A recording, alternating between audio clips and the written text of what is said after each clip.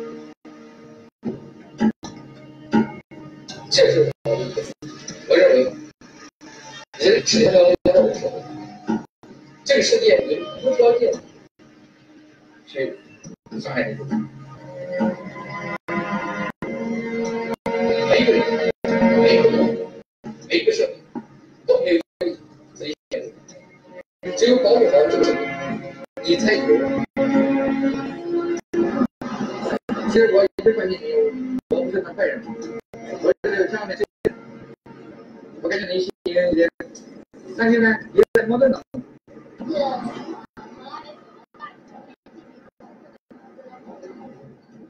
其实我告诉你啊，时间不好，加上显示多，这个上面可以太多。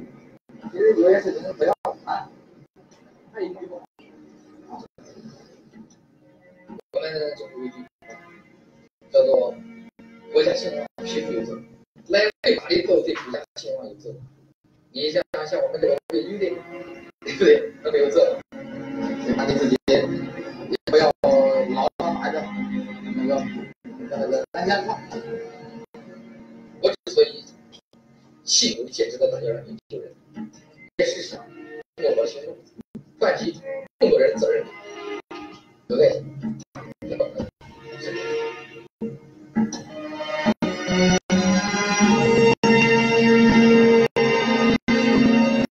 ？First, he carried a handmade sign that read, "Nothing is impossible." When God closes a door, he opens a window. Bom, tinha várias partes. O filme, o documentário se chama O Anjo de Nanjing. E ele usa de humor até o senso de humor. Ele acha que as pessoas, até na pena da morte, é essencial ser, uma pessoa mais leve. Teve um dos casos em que a mulher estava prestes a se jogar. E ele perguntou, por que você vai fazer isso? E ela falou, porque o meu noivo armou uma outra mulher mais jovem. Aí ele ainda fez assim, he got game, né? Tipo assim, ele tem manha. E ela olhou para ele, ela quebrou o momento. Com um pouquinho de humor na pior das horas. Mas ela quebrou aquele momento. E ali, com isso, ela olhou para ele como se fosse 15 louco. E aceitou a ajuda dele. Ele leva essas pessoas para um quarto, para um lugar, né, feito ali. E ele ajuda elas. Ele liga para a família delas. Ele dá o número pessoal dele. Ele diz que a partir desse momento elas não vão estar mais sozinhas. Então é um trabalho muito bonito do Tien. E a gente precisa mais disso nesse mundo. Quantos de nós gostaríamos de envolver com alguém aqui na rua que falasse algo assim? Será que nós envolveríamos para ajudar? Ou é mais fácil a gente virar e fazer de conta que aquilo não é com a gente? Só que a gente já é envolvido. Do minuto que alguém te pede ajuda, você já está envolvido. Do minuto que alguém olha para você e você sabe que essa pessoa precisa de ajuda, você já está envolvido. Agora a escolha é, ou você se envolve para uma solução, ou você se retira e fica envolvido com uma dívida que podia ter feito. No DSM, que é o livro, a Bíblia dos psicólogos, tem aqui alguns sintomas da pessoa que está passando por depressão. Eu quero que vocês olhem para você, para alguém que vocês conheçam. Mas os dois maiores. O primeiro que você tem que ter 5 desses sintomas. 2 deles você tem que ter por um período de 2 semanas, tá? E tem que ter esse número 1 e o número 2. Então você precisa dos 5 sintomas por 2 semanas. E o número 1 e o número 2 têm que estar incluídos. Humor deprimido na maior parte do dia. Não está dizendo todas as partes do dia, mas a maior parte do dia. Indicado por relato subjetivo. Às vezes é aquela coisa que você fala, nossa, eu sinto assim vazia, triste, não sei o que. Tá saindo assim, eu não sei onde colocar o dedo, não tem um motivo. Eu simplesmente sinto vazia. Segundo, o seu interesse, o seu prazer pelas coisas acaba. É como se nada te faz sentir alegre. Aquela pessoa que gostava de comprar sapatos, né? Aquelas pessoas que gostam de comer uma coisa gostosa, elas perdem o sentido de comer uma coisa gostosa. Você pode dar um cartão de crédito de $1.000 e elas não têm prazer de ir na loja comprar sapatos. Esses são as 2 faíscas maiores para você saber que essa pessoa está em uma grande depressão, major depression. Ela perde o humor e ela se sente vazia. Então, é muito importante a gente saber disso. Tem, óbvio, alguns outros que você vai encaixando, você ganha peso ou perde peso, você tem insônia ou hipersônia. Ou você dorme demais ou você não dorme. Ou você é muito agitado, porque às vezes a gente confunde e acha que a pessoa tem que ficar bem, né, lerdinha, e não é. Aquela pessoa muito agitada, ela pode estar com depressão. Sentimento de inutilidade. Temos que prestar atenção na depressão nos idosos. Quando eles se sentem, de que mais eu não valho nada. Não tenho mais nenhum papel aqui nesse mundo. Por isso que precisamos de trabalhar, principalmente com as crianças e com os idosos. Porque os idosos são nossas joias. Nós precisamos do conhecimento, da sabedoria. E os japoneses sabem fazer isso muito bem. Em dar crédito ao conhecimento dos idosos. Não em dispensá-los porque eles já tiveram uma idade maior, né? Então a gente tem que ter muito cuidado. Também existem fatores genéticos, personalidade, mulheres sofrem mais de depressão do que homens. Mas a gente tem que também lembrar que existe a depressão reativa. Aquela que acontece algo com você e você reage.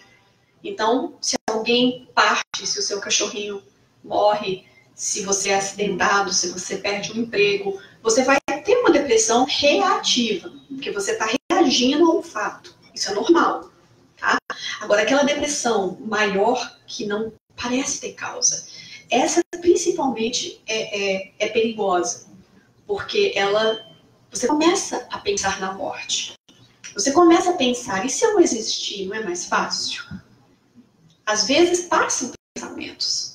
E olha, as pessoas mais interessantes que eu conheço, às vezes as mais corajosas, elas são tão corajosas que elas me falam que esses pensamentos vêm, às vezes, na cabeça delas. E se eu não existisse? Ai, ia ser tão mais leve, tão mais fácil. Só que ninguém quer se matar. As pessoas querem acabar com a dor. E toda dor tem um antídoto, tem um remédio. Mas a vida não. Quando você destrói esse corpo, e nós aqui pedimos desculpa aos espíritos que estão assistindo, porque o papel não é julgar ninguém. É trazer o conhecimento para que todos compreendam, né? E aqueles que já fizeram, já pensaram, olhe isso com muito cuidado e passe para frente, porque você com certeza pode salvar uma vida. O abandono de você. A depressão é você se abandonando. Você tendo uma fuga. Você também não querendo aceitar algo. Eu gosto de ver essas 3 causas. Por que você foge para dentro de você? Porque a depressão é desligar a luz. Apagar a luz do mundo. É como se você tivesse uma tomada e a dor fica tão grande, você quer simplesmente apagar a luz do mundo, lá de fora. Aí você apaga a luz do seu quarto, você apaga a luz do seu sorriso, e você começa a se esconder para dentro de você. Então, do que você está correndo? Qual é a raiz disso tudo? Nós temos que prestar muita atenção, porque essa vontade de deixar de existir, ela pode ser um bichinho que vai crescendo, crescendo, e a gente tem que prestar atenção de não apagar as luzes sem razão e continuar apagando as luzes, porque a depressão é uma fuga para dentro da gente. A dor é tão grande que eu quero me esconder dentro de mim. Quem que tem um bichinho? Todo mundo tem um bichinho? Quem gosta do bichinho deles? É? Os nossos animaizinhos, é óbvio que já todos que têm gostam. E quem não tem, ó, processo. Mas os animais, eles já são comprovados que eles nos ajudam, né? A minha filha estava me contando uma história em que um coleguinha da escola, de 17 anos, os pais tinham saído da cidade no fim de semana. E no fim de semana, ele já tinha planejado como iria se matar.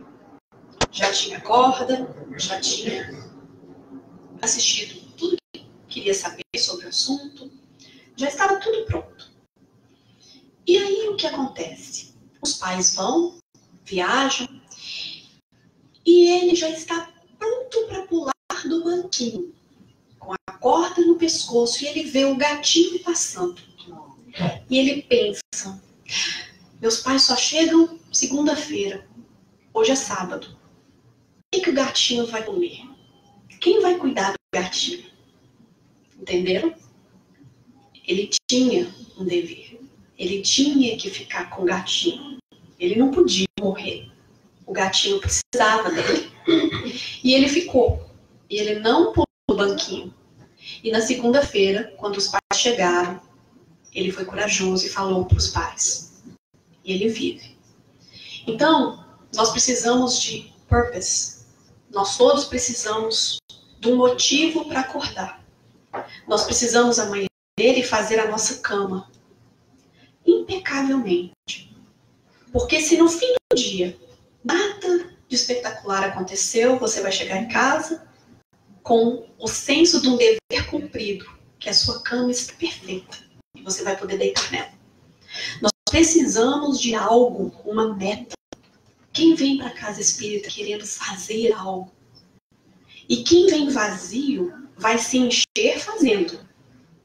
É aí que está a chave das nossas doenças. Vamos achar todos os médicos lá fora. Mas a solução é ser útil para alguma coisa no mundo. E que mais ser útil do que aos nossos irmãos, as nossas amigas, os nossos amigos? No Livro dos Espíritos, na questão 950, Kardec pergunta: que pensar daquele que se mata na esperança de chegar mais depressa a uma vida melhor? Outra loucura, os espíritos respondem, que faça o bem e mais perto estará de lá chegar, pois matando-se, retarda a sua entrada no lugar melhor, e terá que pedir lhe seja permitido voltar, para concluir a vida a que pôs termo, sob o influxo de uma ideia falsa. Uma falta, seja qual for, jamais abre a ninguém o santuário dos eleitos. Vamos pensar nisso. Mas Kardec ainda pergunta, e aquela vontade, sabe assim, de deixar tudo? De onde vem essa vontade? Os espíritos dizem que é justamente o efeito da ociosidade, da falta de fé e da saciedade. 3 coisas, então. A tempestade perfeita, né? Aquela perfect storm. Saciedade, ociosidade e falta de fé. Ociosidade. Vocês já viram agora crianças recebendo presente no fim de ano? Elas ficam tão alegres quanto 20 anos atrás, para quem é da cidade? Passa rápido. A gente está querendo comprar um brinquedo que supera o outro brinquedo, que aquele já não tem graça. Já perceberam os olhares das crianças para os brinquedos novos? Elas não conseguem mais ficar felizes porque já sabem que vai sair o melhor. Isso também entra na saciedade, mas a ociosidade também é feita por esses brinquedos que brincam por si. Não é? Lembra quando era carrinho, que a gente tinha que pôr a mão no carrinho e brincar com o carrinho? A bonequinha que a gente falava com a voz dela. Eu quero papar. Tá bom, você vai papar agora. Mas agora as bonecas falam por elas. Os carrinhos saem por eles. As coisas voam sem você precisar de fazer nada. Antes a gente tinha que fazer papel. Quem aqui já fez aviãozinho de papel e jogar para voar? Você construía coisas. Hoje nós só olhamos para as coisas. Ociosidade. Quem aqui vive para aposentadoria? É a ociosidade. Porque você já pensa no não fazer nada. E quem aqui conhece alguém que se aposentou e está feliz não fazendo absolutamente nada? Tem alguém? Ninguém, né? Porque é justamente fazer que nos traz o sabor da vida. Não é a ociosidade, não é o nada. Ser ocioso é gastar o tempo inutilmente, sem proveito. É desperdiçá-lo inativamente. A necessidade do trabalho é lei da natureza? Pergunta Kardec. O trabalho é lei da natureza. Por isso mesmo que constitui uma necessidade. Por trabalho, só se deve entender as ocupações materiais? Não. O espírito trabalha, assim como o corpo. Toda ocupação útil é trabalho. Olha que maravilha. Então, o trabalho não é só aquilo que você faz para ganhar dinheiro. Às vezes isso é uma coisa máquina, né? Trabalho é tudo que você faz que é útil. Nossa, hoje eu amanheci de bem com meus pais e fiz o café da manhã para minha família. Isso é trabalho. Hoje eu resolvi ler um livro porque eu queria entender mais daquele assunto. Isso é trabalho. Hoje eu conversei com alguém que eu não falava há muito tempo. É trabalho. Olha como agora a vida fica mais leve. A gente não tem que se torturar falando trabalho é só enxada ou caneta. Trabalho é tudo que você faz de útil. Eu vou ler um chat room. Quem sabe o que é um chat room? Na internet, onde as pessoas se conhecem e ficam trocando, né? Querendo falar com pessoas que não se conhecem. É pesado, mas é um assunto que temos que falar. Aqui são pessoas num bate-papo, uma sala de bate-papo virtual, conversando um com o outro. São pessoas que querem se matar, mas não querem se matar sozinhas. Querem fazer amizades para se matarem juntos. Aqui é uma conversa. É um chat room no Japão. Mika é uma pessoa, Uru é outra pessoa. Mika, eu realmente quero cometer suicídio. Eu realmente quero cometer suicídio, porque todos me atormentam. E eu não quero ir para a escola. Deus, eu quero morrer. Ah, eu quero morrer. Uru, parece que não há ninguém agora. Mika-san, prazer em conhecê-lo. Você também está sofrendo bullying? Mika responde. Você gostaria de ir para o mar de árvores de Fuji? Eu estava prestes a ir. Prazer, eu sou Mika. Vamos ser amigos? O mar de árvores é um lugar onde as pessoas vão para se suicidar no Japão. Uru, eu também tentei me matar muitas vezes e estrangulava meu próprio pescoço. Recentemente meus pulsos, mas não consigo morrer. Quando você gostaria de fazer isso? Pergunta Mika. Uru responde. Pessoalmente, eu prefiro o intervalo de inverno. A floresta ficará bem fria. Se vagarmos, acho que morreríamos de fome ou frio. Caso contrário, devemos nos pendurar. Mika responde. Uru-san, obrigado. Quando devemos fazer? Eu sempre estou livre. Lembra disso? Eu sempre estou livre. Por favor, me ligue em casa. Passa o número do telefone. Outros internautas, por favor, não me dê chamadas incontas. Uru-san, só você pode me ligar. Estamos de acordo? Ah, morte. Entendi. Vou telefonar esta noite. Eu tenho que ir agora, enquanto minha aula está prestes a terminar. Eu me pergunto, quando eu posso voltar? Pesado, mas realidade. Chats desses existem em vários canais, que às vezes os pais não têm ideia de com quem que os filhos estão falando e do que eles estão falando. Aqui nós temos duas crianças ainda, né? 2 adolescentes numa sala de aula, um falando com o outro, enquanto estão na escola, planejando se encontrarem e planejando a morte. Isso é um planejamento suicida.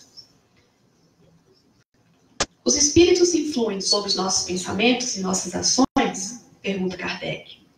Nesse sentido, a sua influência é maior do que supondes, porque muito frequentemente são eles que vos dirigem.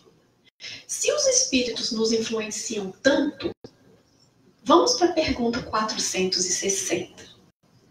Temos pensamentos próprios e outros que nos são sugeridos?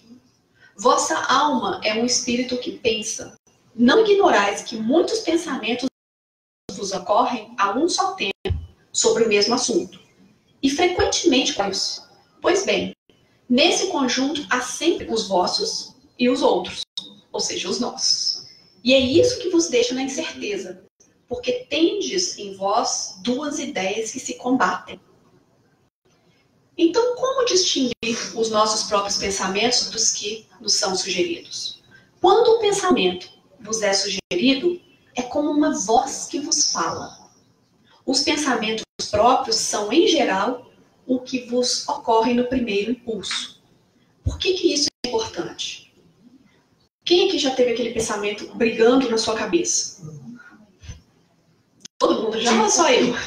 Tipo e teto. Briga mesmo o pensamento, não é? Não, eu sei que eu tenho que ir pro centro. Ah, não, mas hoje tá tão frio. Ah, não, mas era tão bom se eu fosse. Eu sei que se eu for, eu vou sair com uma coisa boa. Ah, não, mas olha, a gasolina já tá pouca. Não, acho que hoje eu não vou, não. Eu vou no domingo que vem. Quem tem esses pensamentos que parece que estão conversando com eles mesmos? Qual foi o primeiro? Ah, eu acho que eu queria ir no centro hoje. Qual é meu e qual não é? Os espíritos respondem. Geralmente, aqueles primeiros que você tem aquele impulso são os seus. Mas depois é colocada a dúvida, que vem dos outros. Então, a gente tem que prestar muita atenção no que é bom e no que nos faz bem. Será que, então, eu escuto o meu gut ou eu fico debatendo com a minha cabeça? Eu prefiro escutar o meu gut. Geralmente, vem um impulso nosso de fazer alguma coisa. Examine, aquilo é bom para você? É. Então, será que é você mesmo que está debatendo para você não ir? Provavelmente não. Quem será que influenciou esses dois jovens a entrarem no chat room para planejar um suicídio? Será que foi um impulso deles ou foi uma influência espiritual? A falta de fé é outra parte. Nós temos a ociosidade de não fazer coisas úteis. Quanto tempo, né, na nossa vida a gente gasta com nada? Quantas palavras a gente fala e não vale nada? Nós estamos sendo úteis para o mundo ou eu só quero o meu prazer? Eu quero beber, fumar, ir para a festa, me fazer maravilhosa, linda, bela, mas eu não tenho nada a dar para o mundo, eu não tenho nada de útil para dar. Não que eu não possa viver uma vida boa, gostosa, cheia de coisas. Tá aqui. Eu estou trabalhando, ou... Porque senão as pessoas ricas, as pessoas belas, as pessoas poderosas nunca se matariam, não é? E elas se matam? Pessoas ricas se matam? Pessoas poderosas se matam? Pessoas bonitas se matam? Então, não tem nada a ver com beleza, com poder ou com dinheiro. É sobre eu estou sendo útil. Eu tenho fé. É responsável pela quase totalidade dos suicídios, a falta de fé. Olha que interessante. Isso é Emmanuel, que é o guia espiritual de Chico Xavier. Quase todos os suicídios ocorrem pela falta de fé. Pela falta de... Eu sei que existe algo que eu não entendo, mas que me entende e que me ama. Só isso. Tudo é possível, aquele que tem fé, ensinou Jesus, não é assim? Mas o que é fé? Fé é a perfeita dança da confiança e da entrega. Eu tenho que confiar que Deus existe e Ele me quer bem. E eu tenho que entregar aquilo que eu não entendo em suas mãos. É impossível você ter fé em algo que você não confia, ou que você não vai entregar. Quem aqui já ouviu dizer entrega para Deus? Não é assim? Quando a gente tem um problema que a gente não sabe resolver, entrega para Ele. E é assim que funciona mesmo. A gente não precisa entender, mas a gente precisa confiar. Quem é que confia em Deus? Tem alguém que não confia nele? Será que às vezes ele erra? De vez em quando ele tira o olho para olhar para outro lugar e não presta atenção na gente? Ou será que às vezes ele tem muitas coisas grandes para fazer e a gente é só uma faísquinha que não vale a pena? Não. Ele está em todo lugar. Será que então eu devo entregar a ele o que eu não entendo? Com certeza. Porque para quem me ama, Deus não gosta de mim mais porque eu oro. e por causa de alguma pessoa que não ora. Para ele, tanto faz. Se você ora, se você não ora, se você bebe, se você trai o seu parceiro, se você rouba, se você vai na igreja e é um ótimo beato, para ele nada disso importa. Ele te ama exatamente igual. Mas ele sabe que vai te fazer muito mais feliz caminhar com as leis dele. Por isso que ele se manifesta. Porque ele sabe que a sua vida vai ser tão melhor com ele perto. Que ele sempre vai estar perto. Mas se eu decido não olhar para ele, ele vai continuar lá. Mas eu vou ter uma visão tão mais difícil da vida. A saciedade. Saciedade é fato para suicídios? É aquela pessoa que tem tudo. Quem aqui já comeu até chegar num ponto, Regina? Quem aqui já comeu? Você está falando a minha intimidade aí, por favor. Quem aqui já comeu de chegar num ponto que a comida já não tem mais gosto? Você está comendo por comer. É ou não é? Saciedade. E não satisfaz. A gente não satisfaz. Quem aqui já comprou, e nada daquilo ali te fez mais bonita, te fez mais alegre, e as sacolas estão cheias com as etiquetas ainda nas roupas. Já houve momentos que a gente fez isso? Sim. A saciedade é quando você já tem tudo. Para que mais? Né? A vida perde a graça. Por isso que quando a gente vive só para ter algo a mais, quem aqui já quis comprar uma bicicleta na vida? Ter uma bicicleta? Às vezes, né? Eu gostava de carrinho de rolimã. Não sei como o Michel vai traduzir isso. Eu adorava carrinho de rolimã. Eu era moleque, gente. Moleque daqueles moleques mesmo. Então, continua um pouquinho. Carrinho de rolimã. Aí, meu pai ia e punha carpete no assento do carrinho de rolimã. Aí eu queria o que agora? Ok, agora meu carrinho de rolimã tem que ter freio, porque eu já estou cansada de me arrebentar na hora que eu vejo um ônibus lá vindo de baixo. Agora ele vai freio. Ah, mas meu carrinho de rolimã agora vai ser colorido. Eu vou pintar, vai ficar mais bonito ainda. Aí ele ganha cor, né? Eu pinto. Depois que ele está todo bonito, com freio, com carpete, mas eu vi o carrinho de rolimão do Marcos. É muito mais legal do que o meu. Porque o dele é mais baixinho, a rolimã maior, ele vai mais veloz. Quem aqui vive, né?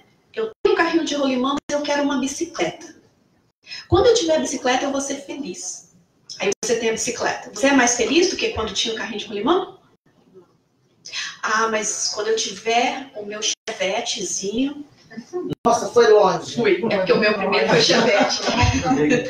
Quando eu tiver o meu chevette, e o meu chevette primeiro, as portas não abriam. Que maravilha. E não tinha marcha ré. Nossa, Só ia de frente, como a vida tem que ir pra frente. Entra com a janela, você faz assim, a janela subia, descia. Então, mas aquele chevette era o meu primeiro carro, né? Ia, dava uns tiros, né? Aquela coisa maravilhosa. Eu trabalhava na delegacia, mas era o meu chevette. Mas aí você era feliz com o chevette? Fui feliz por um tempo com o chevette. Mas depois eu queria um Nissan. Mais legal, né? Será que a gente é mais feliz com o Nissan do que com o chevette? Será que as minhas histórias vão ser mais com o chevette ou com o Nissan? Com chevette. A vida da gente fica mais engraçada, pelo menos, com aqueles momentos que a gente escolhe, que são momentos de dificuldades, mas que você sabe que um dia você vai rir daquela situação. Isso dá um gostinho mais alegre na vida? Quem aqui já pensa nesses momentos de, meu pai tinha sapatos de ferro. E às vezes ele chutava uma pedrinha na rua e aquilo saía foguinho, né? Porque a sola do sapato durava mais se fosse de ferro. Então e ele saía correndo e de vez em quando pegava no asfalto e saía faísca o sapato. E não podia crescer o pé, porque era de ferro. Mas essas histórias vai acontecer com o sapato lindo, maravilhoso do Giorgio Armani? Provavelmente não. Mas quando você sabe saborear a vida, em qualquer momento, tudo que é dificuldade, uma hora você pode olhar, e olhar, talvez não com humor, mas com leveza, com gratidão. E se a gente só vive querendo algo, eu tenho a Nissan, mas agora eu não quero mais a Nissan, saiu um carro mais interessante. Você só vai viver com essa saciedade. Você já tem, quem aqui tem agora, saiu qual iPhone agora? Eu nem sei. 10. Mas não era 10, gente? Era 10. Mas agora é 10? 10. Ah, é X. Pois é. A única coisa X pra mim que eu peço com tudo é um X tudo. Mas precisa agora então. E às vezes a gente já tá pensando. Eu tenho 10 iPhone, que saiu faz poucos meses, né? Mas agora saiu o 10 Extra Large, né? Deve ser. Mas. Então, quem que vai pra fila, dormir na fila, porque faz isso, não é? Vou dormir na fila porque eu tenho que ser o primeiro a ter o X. Essa pessoa, ela chegou no ponto da saciedade dela ou ela vai querer um outro? Ela vai estar satisfeita com esse? Não.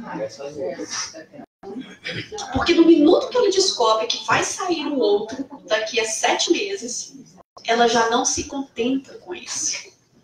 Isso é saciedade. Eu tenho tudo. Para que viver? Eu já tive tudo. Para quê? Por isso é muito perigoso. Nós temos que entender que a vida é cada momento de alegria, de tristeza, de correr com sapato de ferro e tropeçar na pedra e sair faísca. E andar de carrinho de rolimã, porque a bicicleta é muito cara e você faz com o pau ali, pega o rolimã e monta o carrinho. É muito mais divertido uma vida sem ser muito previsível. E nós queremos o controle de tudo.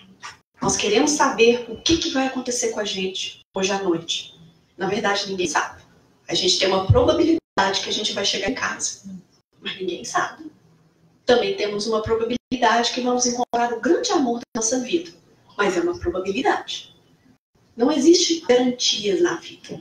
O que existe é a sua visão com aquilo que acontece.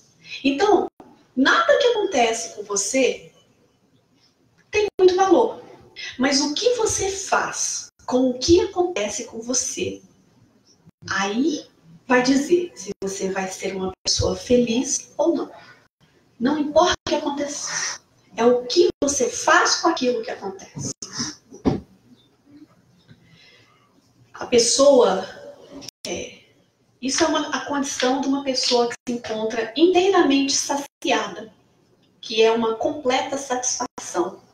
Aquele apetite que foi completamente saciado. É um sentimento de indiferença. As coisas não têm mais gosto. E nisso, a vida chega uma hora e não tem mais gosto. Por isso que é tão bom a simplicidade e a humildade que Jesus tanto nos ensinou. Porque quando você ver as coisas mais simples e conseguir se encantar, você não vai ter a necessidade de sempre ter algo para chegar e abafar aquela pequena. Isso aqui, durante uma vida de cada 100 pessoas, 17 idealizam o suicídio ou a morte. 5 em 100 planejam. 3 de 100 fazem um atentado. 1 acaba sendo hospitalizado por atentado ao suicídio. Então nós vamos ver que isso em 100 pessoas, 17 já pensaram em suicídio. É um nível alto, pessoal? Muito alto. Vocês conhecem 100 pessoas, não conhecem? No mundo, se vocês escrever todo mundo, vocês conhecem? Não fica difícil saber que 17 delas pensam em suicídio? Que 5 já planejaram, que 3 já tentaram e que 1 já foi hospitalizada. É muito triste. E o bonito é você existir para ajudar. Aqueles que não podendo suportar a perda dos entes queridos se matam na esperança de se juntarem a eles. Atinge o seu objetivo? O resultado que colhem é muito diverso do que esperaram. Uma vez de se unirem ao objeto de sua afeição, deles se afastam. Quem viu isso? Quem já leu? Quem é? Romeu e Julieta? Eu gosto dessa sobremesa. A sobremesa é boa. Vocês pensam que eles estariam num lugar juntos, um ao outro? Não. Nós temos que parar de idealizar romances assim. Aqui é a floresta. É Aokigahara, no Japão. A floresta dos suicidas. Onde as pessoas vão para se suicidarem. É uma floresta muito densa. É uma floresta, eu acho que é embaixo do Monte Fuji. E é uma floresta que ficou romantizada por alguém escrever um romance em que um casal ia para lá para acabar com a própria vida. E deu ideia às pessoas. Olha o poder de um livro. Olha o poder de alguém achar que é bacana fazer uma coisa dessa. Olha o poder das nossas palavras, das nossas ideias. De um simples livro nasceu um dos maiores lugares que as pessoas vão para acabar com a vida. Mas aí no Han River, eles começam um projeto em que quando você caminha pela ponte, frases de motivação se iluminam. E cada vez que você vai pensar, algo ali mostra para você o porquê você não deve fazer isso. As mesmas pessoas que escrevem livros romantizando o suicídio, também existem pessoas que têm ideias maravilhosas e que podem ajudar. Existe aquele jogo, todos talvez já escutaram, da baleia azul, em que pessoas que querem pertencer a um grupo se juntam a este grupo em que são dadas ordens de uma pessoa em anonimato para que você faça algo contra você mesmo todos os dias, até que chegue um dia que a meta é você mesmo acabar com a sua própria vida. As pessoas estão tão famintas de pertencerem a alguma coisa que elas estão dispostas a pertencerem a um jogo de suicídio. Nós precisamos acolher mais as pessoas. Nós precisamos abraçar, dizer às pessoas, você é bem-vinda. Venha pertencer à nossa família. As pessoas que saem atirando nas escolas, elas querem pertencer a algo, nem que seja pertencer a um grupo de pessoas que mataram e viraram história. Não é aquele que é sozinho que temos que ter medo. É aquele que não consegue se agrupar que mora o perigo nele. E é tão fácil a gente conseguir agrupar as pessoas. Basta a gente ser mais aproximáveis. Convidar mais. É aí um grande professor da FBI, que eu estava conversando com ele, que disse, Débora, esquece esse negócio do lone wolf, daquela pessoa solitária, sozinha, essa que você tem que ter medo. Não. Você tem que ter medo daquela que está tentando juntar a algum grupo e ninguém aceita. Por isso que ela está solitária. Mudou completamente a minha visão psicológica de quem faz o mal. É aquela que não é aceita em nenhum grupo. Todos os casos de suicídio, todos os casos de cartas, eu li várias e várias cartas, e também estudei vários e vários casos. Todas elas têm um tema, todas elas têm algo que, quando as pessoas escrevem, elas pedem desculpa. Isso indica que, em algum momento, elas poderiam ter sido salvas. Isso mostra que elas precisavam de ajuda em algum momento, elas estavam com vergonha do que estavam passando. Todas elas têm, na carta suicídio, algum pedido de desculpa. Quer dizer, se eu fosse ajudado a não me sentir assim, eu estaria vivo ainda. E o que muitos de nós fazemos no mundo? nós julgamos, nós paramos de escutar as pessoas porque estamos muito ocupados. Nosso telefone toca o tempo inteiro para assuntos fúteis e nós atendemos. Mas pessoas que precisam de verdade de um abraço, de uma palavra, não temos tempo. E tá aí o resultado mais importante do mundo que a gente vê. As pessoas pensando que ninguém gosta dela, que elas não valem nada no mundo. O que não é verdade. Todos nós valemos. O fato de que 3/4 das notas de suicídio conter o tema pedido de desculpas, vergonha, sugere que o desencarnado pode ter procurado soluções alternativas para seus impasses. Chico Xavier, certa vez, estava lá na sua casa e uma senhora... Vou passar aqui, que aí eu conto para vocês. Uma senhora chega a Chico com um filho de 8 anos, 8, 9 anos, sem braços, cego, surdo, mudo. Essa mãe cria essa criança até mais ou menos uns 8 anos, chega ao Chico, lágrimas, dizendo: Chico, eu não sei o que fazer. A única coisa que meu filho pode fazer é andar. Talvez ele jogue uma bolinha. É a única coisa. Ele não fala, não escuta, não vê, não tem braços. E agora o médico, eu fui levar ele no médico e o médico disse que ele precisa que suas pernas também sejam amputadas. Pelo problema de saúde dele. O que devo fazer, Chico? Chico olha para essa mãe. Imagina, uma criança de 8 anos, sem pernas, sem braços, cega, surda e muda. E a mãe desesperada, e o Chico diz: agradeça, minha filha. Agradeça a espiritualidade. Emmanuel está aqui ao meu lado. E ele vê a história do seu filho, que foi suicida há várias encarnações. E nesta última vida, ele pediu e rogou aos espíritos amigos que fizessem tudo na capacidade deles para não deixá-lo novamente cometer o suicídio nesta vida. Então, em seu plano reencarnatório, nós tiramos todas as ferramentas que poderiam ser usadas para seu suicídio.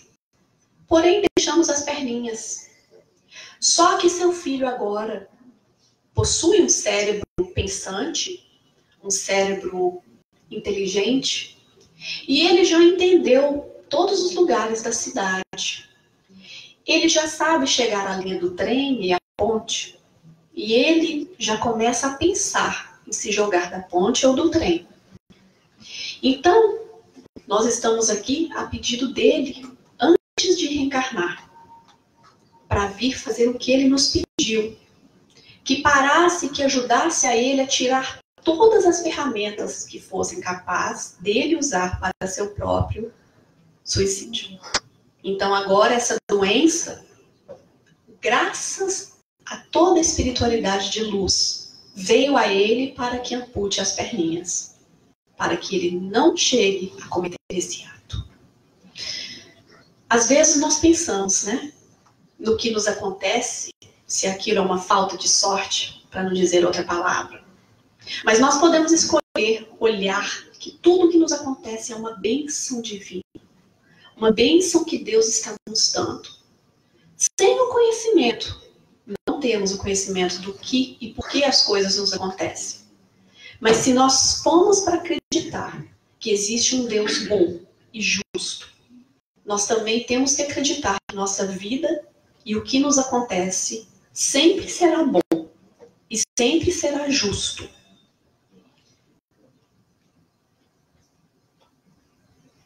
Eu penso que vamos acabar, então, a nossa palestra, lembrando e rogando a Deus por aqueles que chegaram a cometer esse ato. Lembrar que, às vezes, aquele sorriso exagerado de um amigo seu é justamente o pedido de ajuda. Nem sempre as pessoas estão depressivas e este é a única coisa, a única alerta que vai te mostrar. Às vezes as pessoas, elas fazem justamente o oposto. As pessoas estão alegres em excessividade, falam demais, saem gastando tudo, começam a ser mais generosas do que normal. Nós temos que prestar atenção. Nós temos que realmente prestar atenção nos nossos irmãos. Muitos de nós já pensamos em algum momento deixar de existir. Não necessariamente em se matar, mas simplesmente chegar num ponto, num vazio. Talvez adormecer, talvez anestesiar. Vamos lembrar que Deus nos deu essa vida, essa chance de encarnação, que há tantos na fila querendo essa bênção, que nós devemos, cada pensamento desse que vier à nossa mente, imediatamente afastá-lo e agradecer a Deus pelo nosso ato de respirar. Agradecer mesmo, de verdade, porque nós pedimos para estarmos aqui. E nós fomos concedidos essa graça de estarmos vivos. E a vida é muito linda, a vida é muito boa. Nós precisamos só mudar um pouquinho a nossa ótica. A vida, ela vibra em amor. A vida nos colocou aqui pessoas que não se conheceram antes. Pessoas que simplesmente queriam algo melhor. A vida sempre vai nos dar o que é bom pra gente. Nem sempre o que nós queremos. Porque nem sempre o que queremos é bom pra gente. Quero terminar agradecendo a todos e vamos lembrar de levar sempre uma palavra de alegria. Uma palavra aos nossos irmãos que a vida vale a pena ser vivida. Até o último instante da nossa respiração. Obrigada a todos.